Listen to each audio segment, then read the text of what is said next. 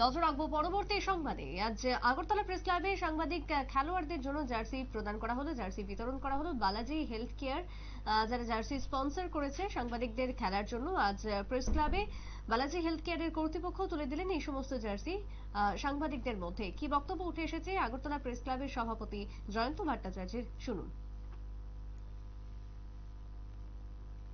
Committee পালন করছে, হ্যাঁ, এবং স্পন্সরদেরকে ওনাদের সঙ্গেও যোগাযোগ করছে।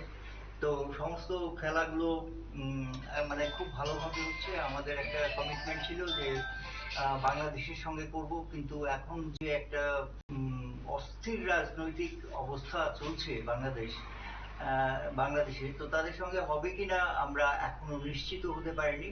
কিন্তু না হলে আমাদের স্পোর্টস সাব কমিটির চেয়ারম্যান অলোক বলেছেন যে আমরা নর্থ ইস্টের অন্য রাজ্যগুলোর সঙ্গে এরকম কোনো টুর্নামেন্ট করা যায় কিনা, বা কলকাতার সঙ্গেও কিছু করা যায় কিনা। প্রেস ক্লাবের সভাপতি জয়ন্ত ভট্টাচার্যের বক্তব্য আপনারা শুনলেন। সাংবাদিকদের ইতিমধ্যেই খেলা শুরু হয়ে গেছে, খেলার মরশুম এসে গেছে। শীতকাল মানেই নানান রকমের ইভেন্ট। তবে তার সাথে বাংলাদেশের সাথে এবারে আদৌ খেলা হবে কিনা অস্থির পরিস্থিতিতে, সে নিয়ে এখনো পর্যন্ত কোনো নিশ্চয়তা নেই। তবে নর্থ ইস্টের যে স্টেটগুলো রয়েছে তাদের সাথে ত্রিপুরা যাতে আগামী দিনে খেলতে পারে তার আয়োজন করবে সাংবাদিকরা, এমনটাই জানালেন সভাপতি ইতিমধ্যেই জয়ন্ত ভট্টাচার্য। ছোট্ট বিরতির পর ফিরবো, সঙ্গে থাকুন।